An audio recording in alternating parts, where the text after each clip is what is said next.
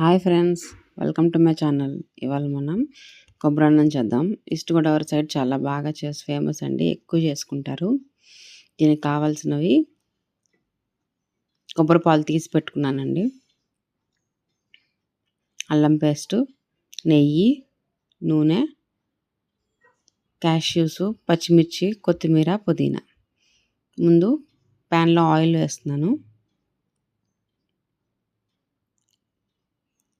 కొంచెం ఆయిల్, కొంచెం నెయ్యి కూడా వేసుకోండి. ఇప్పుడు చెక్క, లవంగ, యాలకులు, కొంచెం మసాలా వేసి ఆ తర్వాత క్యాష్యూస్ వేసాను. ఇప్పుడు అల్లం పేస్ట్ వేస్తున్నాను. 1 గ్లాస్ ఆఫ్ రైస్కి 1 టేబుల్ స్పూన్ వేసుకోవాలి. ఇప్పుడు పచ్చిమిర్చి, కొత్తిమీర, పుదీనా అన్నీ వేసి ఫ్రై చేద్దాం. గీ కూడా వేద్దాం.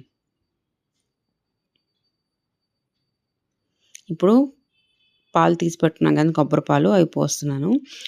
1 గ్లాస్ ఆఫ్ రైస్కి 2 గ్లాసెస్ ఆఫ్ మిల్క్ వేయాలి.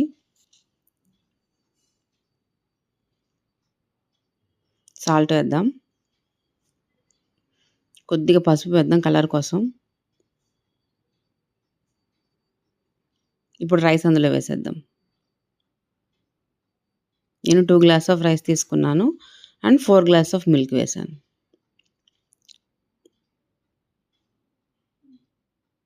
నెక్స్ట్ టైం కొబ్బరి పాలు ఎలా తీస్తారో నేను చేసి చూపిస్తాను. ఆ వీడియో కూడా చూసి మీరు కూడా ట్రై చేయొచ్చు.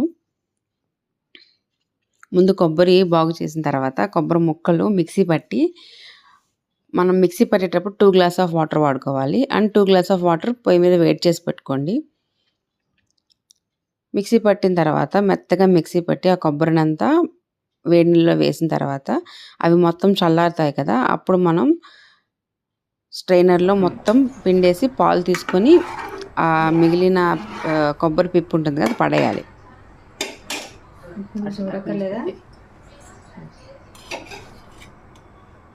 ఈ కొబ్బరి పాలతో చేసేది. మళ్ళీ కొంచెం పైన వేసి అన్నం అయిపోతుందన్న మళ్ళీ గీ వేసుకోండి, ఇంకా టేస్టీగా ఉంటుంది.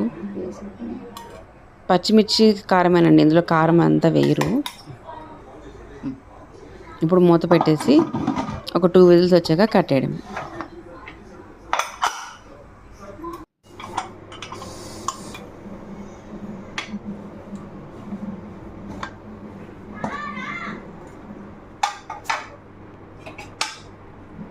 చూడండి రైస్ అయిపోయింది. చూడండి ఎంత చాలా టేస్టీగా యమ్మీగా ఉంటుందండి. కొబ్బరి పాలతో చికెన్ కూడా చేస్తారు. అది నెక్స్ట్ వీడియోలో నేను ట్రై చేసి చూపిస్తాను మీకు. Thanks for watching.